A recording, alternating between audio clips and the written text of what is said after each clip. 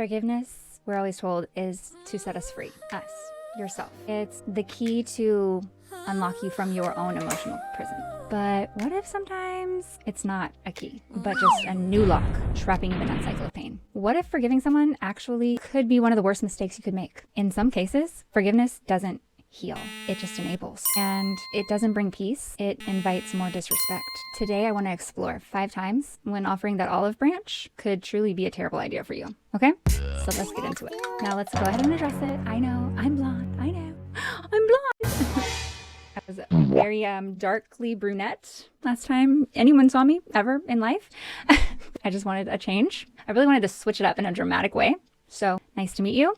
Welcome to Listen Alyssa. My name is Alyssa and I am your host. Okay, and I am blonde. All right, carry on. From a young age, we're taught that forgiveness is a virtue. It's taking the high road, being the bigger person. It's the path to peace. The mark of a strong character. Forgive and forget is the mantra. Some people like to say, forgive but never forget. You know, whatever version of it you've come up with, forgiveness is a virtue, typically. And a lot of times, a heavily pressured one. Okay? But let's be honest. This is a dangerously simple take on a very complicated issue. Have you ever felt pressured to forgive someone? And then you did, so-called. And then you felt just like hollowed out after. Empty. Like you just sold your soul. You took it's supposed to be the high road, but you feel like you took the easy road. You feel like a fraud, like a liar. Because no matter how many times you say you forgive somebody on the outside, and you maybe perform the motions, forgiveness is an internal process. So maybe you didn't really forgive them. Did your gut ever scream that letting go was a betrayal of your own feelings? Well, if that happened, you probably weren't wrong. High five. Got your back, okay? There's a huge difference between genuine healing forgiveness and a kind of performative pardon that is mostly for show. And this most often happens when you forgive someone too soon or under pressure without any real resolution, and usually just to keep the peace, keep things flowing. This kind of forgiveness does not mend relationships. It just paper maches over the cracks with dishonesty and an illusion. Here's the thing that psychologists and researchers agree upon across the board pretty much. Genuine forgiveness is an internal process. It's all about, we've heard it before, forgiveness is for me, not for you. It's all about letting go of resentment for your own well-being, right? Now, it does not mean that you have to reconcile with the person who hurt you, or that you have to condone what they did, or that you have to pretend it never happened, that it was okay. If you don't feel like you're ready to forgive, refusing to just offer that quick, I forgive you, isn't always about being bitter. It's not about bitterness. Some people might try to tell you that, but that's not true. Sometimes refusing to say I forgive you like that is a higher form of self-respect. It's an act of self-preservation at times. So let's go ahead and dismantle this myth that you always have to blindly forgive everyone to be a good person, and look at 5 situations where a quick pardon is actually not the move, not the best thing to do. Now, this is just your quick and friendly reminder to please subscribe. I run this channel on my own. I bring these videos to you guys just to help out, share my knowledge that I spend the time researching. I don't have any assistance. I just do it all by myself. So your subscriptions, they're free for you, and hopefully it helps you if you're enjoying the content, and it will help me to bring you more content and get me where I can expand the channel. So don't forget, click subscribe. Also, my Cash App is in the description of the video if you wanted to help out before I get monetized to help me get there. Donations are absolutely appreciated, to the moon and back. So thank you so much.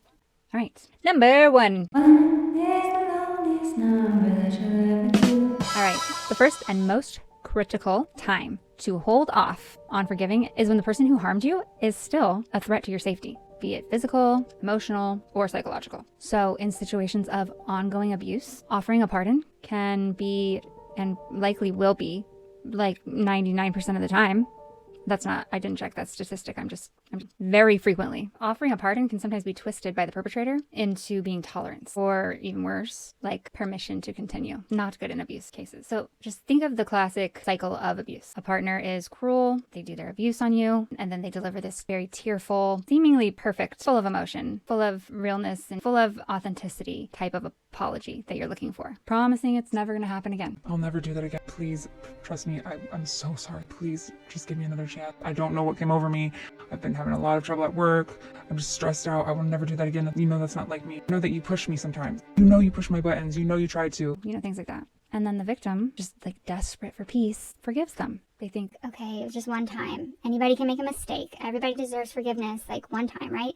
no, they don't, okay? So let me tell you something, and this might be a hot take on forgiveness, okay? But it's mine. And I was taught, like most of us from a young age, that you need to forgive, especially if you're brought up in a certain type of religion. If you're brought up in the Christian church or Catholic church, you know, you're taught forgive. Like, You want for God to forgive you, you need to forgive. but I feel like this was misinterpreted by some people, by us, by me in particular, to mean that we're supposed to forgive the most heinous of acts, someone violating us. That's not what they meant.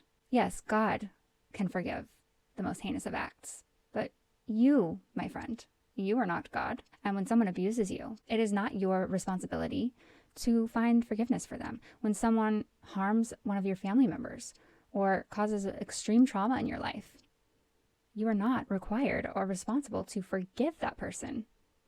And no. I had to kind of explore the definition that has been being used for forgiveness to help me understand why anybody would ever pressure me to do something like that. Because that didn't make sense to me. Why I used to think that forgiveness was wiping the slate clean. That is a type of forgiveness. Usually when people are talking about forgiveness for things that are not reconcilable, like things that are not, you're not going to have that person in your life anymore. You don't necessarily have to reconcile with the person. When they're talking about that type of forgiveness, they're usually talking about an internal forgiveness. That means you have untethered yourself from your tie to that pain. So meaning if you have triggers surrounding that situation, you will dismantle those triggers so that they cannot harm you anymore. They cannot trigger you into emotions that you didn't want to have at that moment just because that trigger came upon you. And that's forgiveness. It's letting it go so that you don't have to live in that prison. Okay, fair. But for a long time, that didn't sound like forgiveness to me. Okay, forgiveness sounded like, I forgive you. when you tell someone, I forgive you, why shouldn't they be allowed in your life? I thought you forgave me. Well, yeah, but you did that thing to me, so I'm not gonna talk to you anymore because I just don't really trust you and I don't really like you anymore. Okay, but I thought you forgave me. Well, I did. I just, I'm not mad about it anymore. I'm not thinking about it in my everyday life. Okay, so you didn't forgive me, you forgave the situation? Well, I just don't really have any feeling about you. Okay, well then can we go get coffee or something and like start over? No, I don't think so. I remember what you did. What? Like, okay, so that doesn't sound like, I just hate when, I'm sorry, it might be a hot take, but I hate that definition of forgiveness because why would that be called forgiveness? That's acceptance. That's just accepting what happened and moving on. You didn't forgive the person, obviously. If you forgave that person, they should have free reign to come into your life again. They should get another chance. Why not? If you forgave them. That's what forgiveness means. I don't get it. I don't know why the definition got, I think for comfort and for people that are taught that they need to forgive, like I was, that definition provides a new path to still be able to forgive people that do the most heinous of acts. It's just to be said more modern day that there's multiple types of forgiveness. Forgiveness makes a lot of sense. The alternative, which maybe in our younger days we all experience when we go through our first heartbreak, someone wrongs us, you can hold grudges. You can seek revenge or have a vendetta out for somebody. You soon realize that living under that negativity and serving that purpose, focusing on that, trying to get even with someone, hating someone for how they've done you wrong while they've moved on is only painful to one person. So you've already gotten hurt by this person. Now this person is done hurting you, but you're still ruminating in that and fixating on getting back at them. What service does that do to you or anyone? Nothing. It messes up your life. It continues to have an impact on you while that person's not even in your life anymore. So they just live rent-free in your brain and you have this weird negative tether to them that keeps you like almost in this like weird love affair of sorts. Because love and hate are not opposites. This kind of blew my mind when I first heard it. Hate is not the opposite of love. Hate is kind of in the same pocket, if you will, as love. It's just as intense of an emotion towards someone, just as much of a fixation towards someone. It's on the same side. The opposite of love is indifference, is apathy towards the situation, complete lack of care, no more ties, no more tethers. Okay, so if you're hating someone, you're basically just like reverse loving them. And that's gross when you think of some of the things that these people have done to you that you would be feeling that way about. So why would you want to hold on to that? I also heard a great quote one time, and it was that holding on to grudges or seeking revenge against someone who's already wronged you is like drinking poison and waiting for the other person to die. Wow. What? Exactly. That other person's not going to die. You're going to slowly kill yourself. There's no point. So forgiveness should be the option, right? That's the thing, is no one really ever broke it down for me, what it meant. So the only forgiveness I knew was wiping the slate clean. And so that's what I thought I was supposed to do to free myself and to be a good person. And that is wrong. Wrong, wrong, wrong. You don't have to forgive and wipe the slate clean with all offenses, with all people. It's not. There's very specific times that you would not want to do that. Okay, but I'm going to start out with describing how there are different kinds of forgiveness, because that's what I think the definition of forgiveness evolved to when we were called to the carpet, so to speak, with religion, with morality, of what it meant when it said you need to forgive people. We then came across situations where that was very tough and that didn't seem right. So then forgiveness had to evolve. And this is what they came up with. Alexander Pope was an 18th century poet, and he said, "To err is human, to forgive is divine." So we had to find a way to be divine, because humans are going to err. Okay. And there's many people that have spoken on this, but one where I got this information was Dr. Stephen Marmor, MD. He's a UCLA psychiatrist, and he breaks down the 3 types of forgiveness. The first type, the one we're talking about most often, the one that I thought I was supposed to be granting everyone, was exoneration, which is wiping the slate clean. Okay. Now, this is not a terrible type of forgiveness. It is great to have this quality, but we're going to get into how having this as the type of forgiveness you apply to everyone can harm you sometimes. This is the one that you have to watch out for. This is the one that you do not want to give to everyone. You don't have to give to everyone, and it actually can backfire on you and hurt you if you do give it in every situation, okay? So in abusive situations where you're with a partner and they have just committed an act of violence, or they have been emotionally abusive, whatever form of abuse that might be, if the act of forgiveness is offered while the danger is still present, that does not create safety, okay? It just resets the abuse cycle. It's a conditioning of behavior that the abuser is probably all too familiar with, and is the pathway that they ended up in a life that they feel like they can't employ that. They've likely gotten this reinforcement of behavior often, too often, with not enough negative reinforcement. Okay? So the abuser learns that their actions have temporary but not permanent consequences. And permanent consequences, or long-term consequences, severe pain, something unfavorable, that is what changes behavior. So if you get all of the good things, you get all of the positive reinforcement, your partner doesn't really do anything about it. When you cry about it, they forgive you and you guys move on. You have to understand the abuser chose to abuse already. So that was a behavior that they wanted to do. They did it because that was in them, and it was in some way, shape, or form beneficial to them for them to do that to you. Okay, so if you only positively reinforce that, even if you cry, even if you get mad at them, even if you make them sleep on the couch for the night, whatever, if they get away with that pretty simply and they get to keep you, and they don't have to suffer much real consequences, then they're just going to learn that behavior worked. They're going to keep doing the behavior that they wanted to do, that they are naturally doing, that is natural in them. And it's going to reinforce the abuse. Number 1 rule of behavior is that any behavior that is met with positive reinforcement is going to likely increase. And any behavior that is met with negative reinforcement is likely going to decrease. Simple as that. Very basic. Okay? And this definitely applies to abuse. So every time you stay around for that abuse, you're positively reinforcing that abuse. So that is why you would not want to forgive an abuser. The risk in this situation is not the internal act of forgiveness. It's just that in this type of a situation where the harm is still present, which a vast majority of the time, the harm is going to still be present. Let me tell you right now, to anybody that might be listening that has maybe only been abused or aggressed against or manipulated or whatever type of abuse you might consider, to anyone who's experienced something like that where they went, Was that abuse? if you even had to question it, I'll tell you right now, it's going to happen again, period. It is going to happen again. There may be those very few outliers, and I'm willing to risk those. I will still say it is going to happen again. Okay? And in cases like that, there's no room for that internal forgiveness because the perpetrator is going to repeat offend. So what is there to forgive with someone who is going to continue to violate you? It is harmful to your spirit to forgive something and then have it happen to you again. That is very harmful to a person because it takes a lot of internal emotional work to forgive someone for harming you. So if they harm you again in that same way, it's going to damage your self-worth, your self-confidence, your trust in the world, everything. It is not good for you. And it's also just keeping yourself in harm's way. I mean, I'm going to tell you, as you probably know, most people will stay after the first time. That's just the way it is, statistically and agreed upon across the board. Among professionals in the field that deal with people who are victims of abuse, the number average is 7 times. It takes a victim to try to leave an abuser before they actually leave. That's not 7 times being abused. That could be hundreds of times.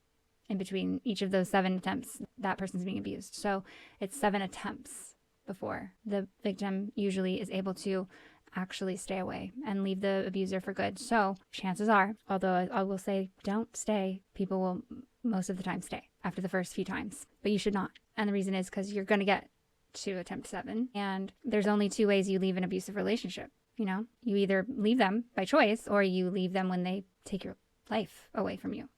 That's just real. So it's a very serious situation. And when I say take your life away, I mean also just taking it away in a less tangible sense too. Robbing you of your self-worth to where you're a shell of a person that you once were. I mean, I feel like that's taking someone's life away as well. So those are the ways. And then that one's even more hell, because that hell exists internally for as long as until you go and deprogram that from your subconscious programming. And that's just horrible.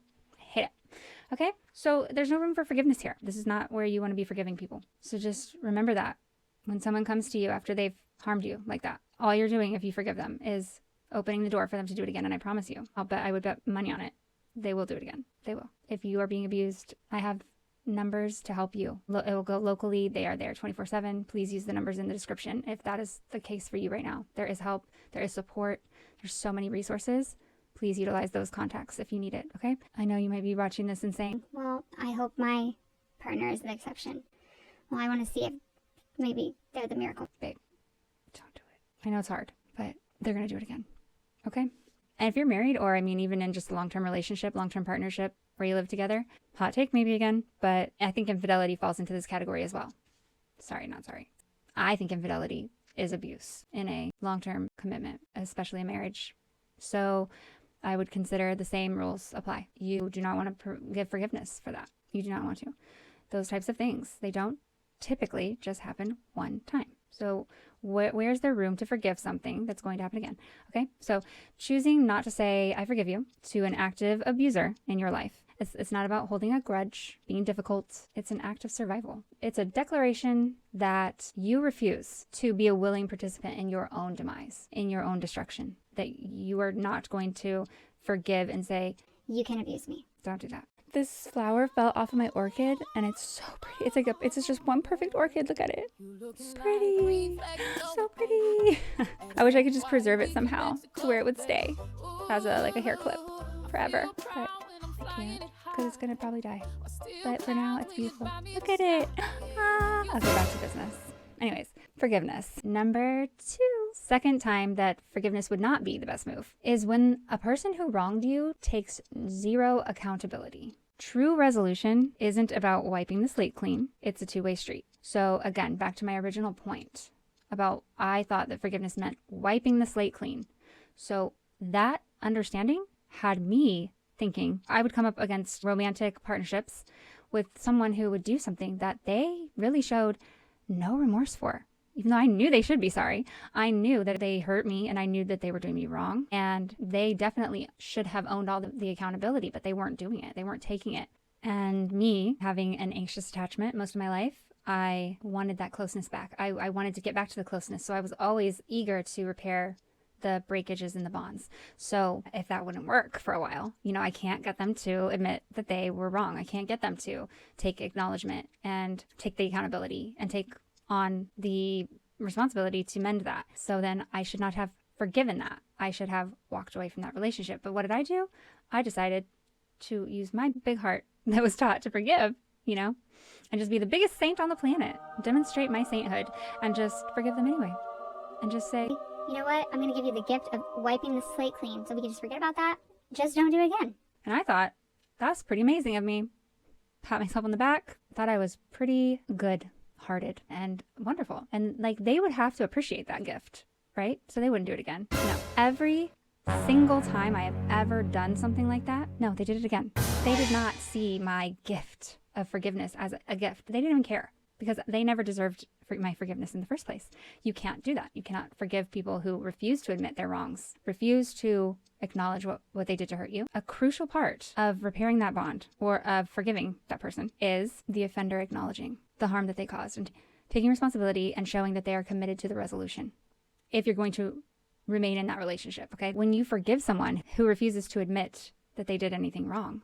Or even worse, they blame you for their behavior somehow. If you give forgiveness in that situation, you are enabling a destructive pattern. You're not helping that person grow. You're basically teaching them that their actions don't have consequences. Once again, you're handing them a free pass that says, here, this gets you right in the admission door without paying to break my heart again, this exact same way. And however way it benefited you that you wanted to do it in the first place, go ahead and do it again. Here you go. Okay. And I've been there, done that. I promise you, there is no example from my life where I offered that to someone and they respected that. They saw that as a gift. They saw that value in me and it made them change their ways. No, the exact opposite. And this makes perfect sense when you put it into perspective. Because if you never acknowledged a problem or a mistake that you made and took the accountability for it, why would you see someone else's forgiveness for that offense as a gift? You don't recognize the incident in the first place. So how can their forgiveness be anything to you? And now, if you're a bit of a softie, a bit of a pushover, you might accept really low-grade apologies in these types of situations. Like, I'm sorry you feel that way. That's not how I meant to make you feel. I'm sorry you look at it that way. I'm sorry you think that's what I was trying to do, but I wasn't. Sorry, that's how you're acting. those are not real apologies, okay? Those are not demonstrations of empathy. Those are not demonstrations of remorse. That is a person that is focusing on intention and probably fabricating their intention a bit and is not worried about the impact on you. And impact over intention, always. When it comes to personal relations, impact over intention, okay? If somebody's constantly defending themselves by reiterating what their intention was and they refuse to hear the impact that they had on you emotionally, you can't forgive that. That's not taking accountability, and that's not a proper apology. Someone can say, I'm sorry 1,000 times and never actually be remorseful, and they don't plan on actually ever doing anything about that. What is an empty sorry if you're going to repeat the behavior? And if you can't even admit what you did wrong? You know what? I'm sorry you feel that way would be maybe something someone would say that it would call for that is when someone's being irrational. Okay? Someone's making something out of something that it's not. And so if someone says this to you, they're invalidating your feelings because they're not apologizing for what they did because they're refusing to acknowledge it. So instead they're apologizing that you're so warped in your mind that you have come to feel this way by no doing of them. That's not remorse. That's just like a little slick way of deflecting blame. And what a genuine person would do if they were in that situation and they did feel like you were making something into something that's not, that might be a problem they want to address at another time, but they would still care about the impact. They would still care about how you feel, and they would still try to work that out with you and try to better understand. They wouldn't just say, Sorry you feel that way. there's two different ways you can say that too. Like if someone's just like, I'm really sorry you're feeling that way. that's not the same thing as, I'm sorry you feel that way. I'm sorry you feel that way. Bruh. there's like an attitude with it. You don't know it. You'll know it. So forgiving someone on the spot just to like get past that so you can get close again, because you might be a little more anxiously attached, don't do that. It accomplishes nothing. It just creates a fake temporary peace while the real problem just continues to fester, and then it's gonna happen again. And it's gonna weigh on your self-esteem and your self-worth because you didn't get a real apology. And there's nothing wrong with withholding that forgiveness and that pardon until someone is genuinely remorseful, until they take accountability. And if they don't, then they don't. You don't need to forgive someone that does that. I'm telling you from firsthand experience, you do not want to be the person that accepts that kind of an apology and then arrives at the day when they disrespect you again in that same kind of way, and they're way more bold with it that time, and they say things that just rip out your entire soul. And you realize that you were foolish the last time that they hurt you, and you thought you were doing something brave and big of you to give them another shot, and they'll just push the line even further the next time, and it'll become really evident that by you doing that, they lost respect for you.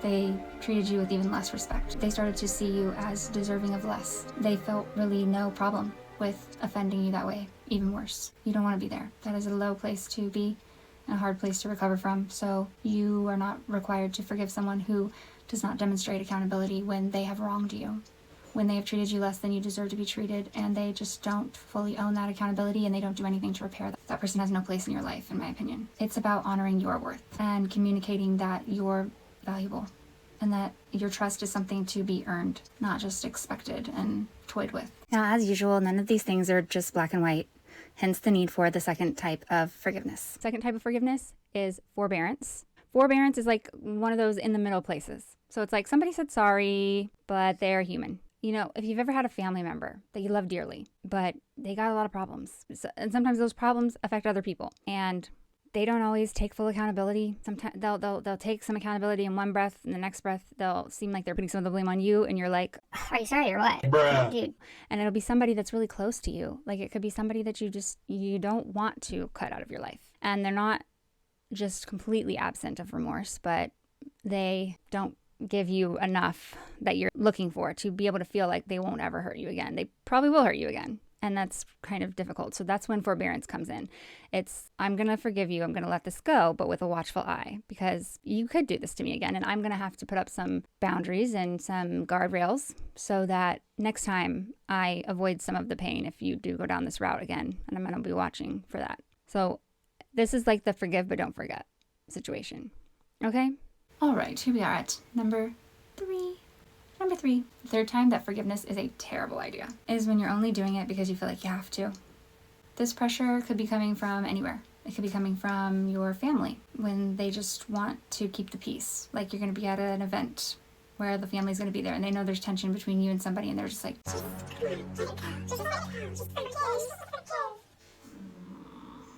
maybe they have apologized, but you didn't really get a chance to talk about it.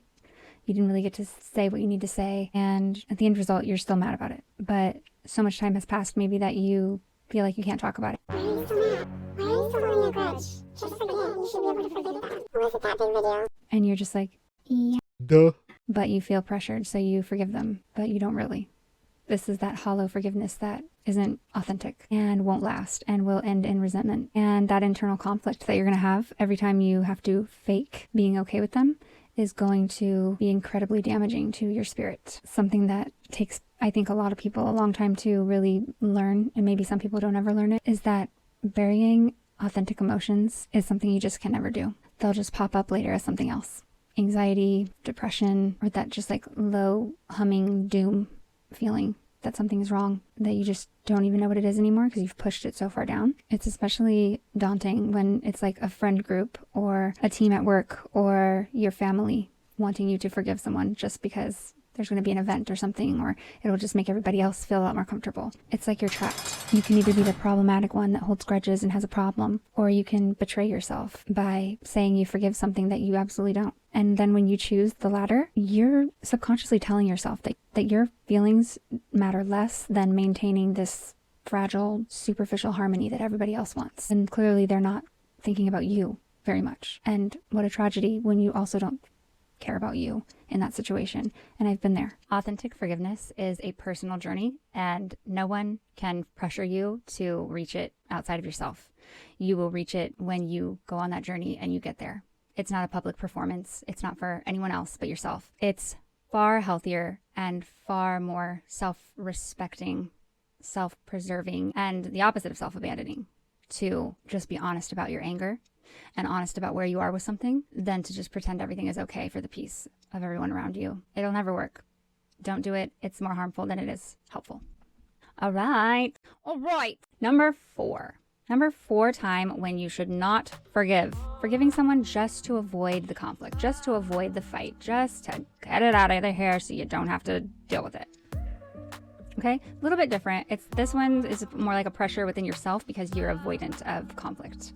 Okay, so this type of reason to forgive I have experienced, but on someone else's end, like someone towards me. And it's more so in a situation where I'm upset at that person. We're having a conflict both ways, maybe. And they just want to forget about it. They're like, Oh my gosh, get over it. Where they may have forgiven me for what they believe I did wrong, but they didn't really because they continue to be passive aggressive, or they continue to do the same thing again that we were already having a problem about. And they just have this resentment towards me. I have a family member who does not like to address conflicts that involve that person. So that person will avoid them. And this person forgives the craziest of things sometimes. And they're just like, I forgive it. and what they don't see that I see is that they don't forgive it. It comes out many ways and it follows them around and it plagues them. And it's very evident that they did not do the work to forgive that. They pushed those feelings away. They performed a fake performative type of forgiveness that they think is their duty. And they did not do the healing. They did not examine their feelings and get to the bottom of the argument. And anytime you try to bring it up and say, You know, we never faced this. they will say things like, Oh, you're still thinking about that? Like, get over it. I've been over that for a long time. Just, you gotta let things go in life. and you're thinking, But you didn't let it go. Because you still treat me like this with no explanation. it's not let go. When you just avoid something, you don't see all the ways that it's still plaguing you and it's still affecting those around you. So that's not a good type of forgiveness. It doesn't solve the problem. Confrontation feels awful to some people. They'll do anything to avoid it. So if it means they have to say, Okay, it's fine. I'm over it. I don't care anymore. it seems like the easiest solution, right? But no, it's a trap. It's just going to keep you trapped in that problem. It's going to repeat in the next relationship that you have. It's going to repeat all around you, and it's going to constantly plague you until you just stop avoiding it and face it. When forgiveness is just a tool to sidestep unnecessary conversation or a necessary conflict resolution, it stops being a virtue and it just becomes a tool of avoidance. You pretty much guarantee that issue will never get fixed in your life for as long as you do that. And then this pattern slowly eats away at your dignity, your self-respect, your respect for others that you care about, because you're repeatedly choosing to silence your own voice, but you don't actually have a full connection to the fact that that's happening. So you just feel this unnamed sense of unfairness and being misunderstood. People always think you're the bad guy. You just seem like you can't ever get people to understand you, so you just run away from it. And what you're really trying to do is just keep everybody comfortable, keep everybody getting along, and keep everything peaceful. Try to be the positive light, trying to stay on the positive side of things, find the silver lining. But people don't get it. People think you're just being avoidant, and you are. You are. That's the thing.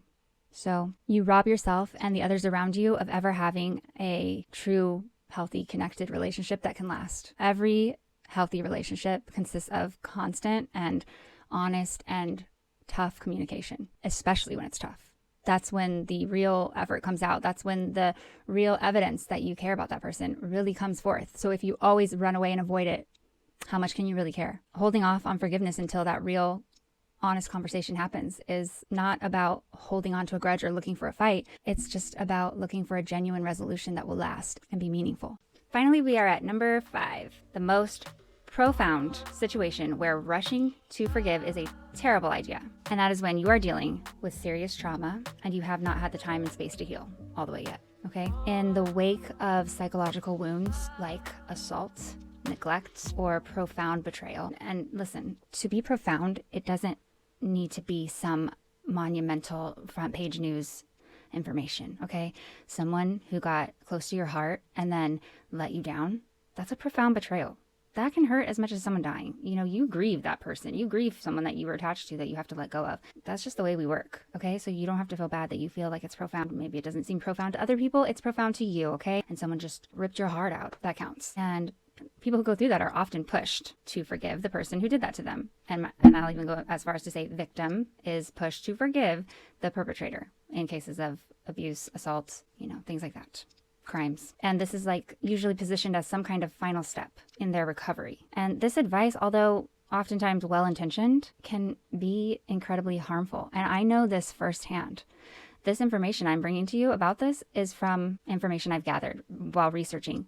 But I concur, it can be incredibly harmful. It's painful to be pressured that way when you can't seem to articulate why that's so hurtful, you know? So a trauma survivor's first needs are safety, validation, and then the space to process what happened. All their energy needs to go towards their own recovery. Telling them they also have to find it in their heart to forgive their abuser just places an unfair burden on them when everything's already so heavy. For many survivors, anger is a vital protective emotion. It's a perfectly natural response to injustice, and it's also powerful fuel for reclaiming a sense of self, a sense of empowerment. To demand that they let go of that anger before they're ready can feel like taking away a necessary shield, leaving them powerless all over again. Anger is a coping mechanism. It's a surface emotion, but it's a necessary one just like all the rest. Healing from trauma is a long, messy process.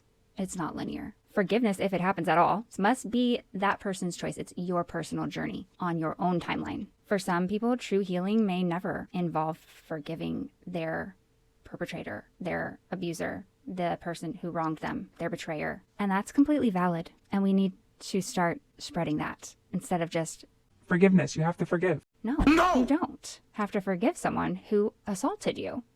You don't have to forgive someone who betrayed you on such a level and never bothered to be kind enough to offer you a real apology or make any amends when they once meant so much to you. The goal is to restore someone's sense of peace, not pardon the person who took that peace away, robbed them of that peace. That's not your job. The final form of forgiveness is release, which is when you have a situation where someone hurt you in such a heinous way that you are not responsible to actually welcome that person into your life. Maybe they never were supposed to be in your life. Maybe they're a terrible person. This is going to be for cases of like assaults, attacks, someone hurt someone, took someone's life in your family, someone did an incredibly traumatic thing to you, child offenses, someone did something to you as a child. Those things, you don't owe that person exoneration. You don't need that person in your life, but you do need to release that pain and your tether to that person. You do need to cut that cord of that weird, hateful love affair you have with them that's really just like gets under your skin and is gross. Do you want to be in this marriage with this person who's a disgusting human being? Cut that cord. You don't need the tether to them anymore. So you heal without an apology. You heal without remorse, maybe, or from someone who's going to repeat offend if you allow them around you, like somebody that needs to be in jail or something like that. Those are the cases when you would use release. And that's sometimes when people say, You have to forgive, it's for you. They're usually talking about release. And I call it acceptance. So that was what always tripped me up about forgiveness, was like, No, I don't have to forgive. Why did you pressure? like people would pressure. So after I went through abuse, it's like I'd have this whole group of people that would be like, Why are you so holding the grudge? You have to forgive. and just as many people being like, How did you put up with that? I would have never put up with that. You're crazy. I would put my foot down. I would never talk to that person again. you know, like it's just like, blah. So that's that type of forgiveness that always kind of irked me and I didn't feel like should be called forgiveness. But I do understand the purpose of it. I just get a little tied up in the semantics of it. I saw another quote one time that really stood out to me. And it was, how does it go? I was holding on to all the evidence for a trial that would never come. Basically meaning that I was hurting myself to hold on to these memories and ruminating in all this evidence and just constantly going down that rabbit hole of like, This is what they did to hurt me. This is what happened. and trying to just make sense of all of it and constantly reliving it because I wanted to keep it fresh in my memory because I needed that day of justice. I needed to get to that day where I could show them about how they hurt me because they weren't admitting it and they weren't taking any responsibility. And if I could just get them to see the evidence and then they could verify that there would be no way to deny it. And they would finally have to say, You're right. I hurt you and that was wrong and I'm so sorry. and they would mean it. And then I could be free. That is a waste of so much of your time because that's the thing. Holding on to all that evidence for a trial that is never coming. You're not ever going to get that trial, most likely. And typically people eventually, when they do get that day, when someone like that comes back and actually acknowledges it, it's so far past the time that you already forgot about it and let it go. And all those feelings when it would have meant so much to you are gone. So all of that time is just spent hurting you. And that's the point of that type of forgiveness. It's to give somebody freedom from that. When someone else won't release you, you can give yourself release. So the idea that forgiveness is a one-size-fits-all solution is a myth that can do real damage. Knowing when not to offer a quick pardon is a profound act of wisdom and self-respect, which is very necessary to gain back in these situations. So I want to hear from you. Has there ever been a time that you have regretted so much forgiving somebody, or a time when holding back was the best decision that you ever made? Share your stories in the comments. They help everybody in the community. Your experience may be exactly what somebody needs to read to start their own journey moving forward and healing in their own way. I love you. Thank you for being here. Don't forget to subscribe. I'll see you next time. Bye. You want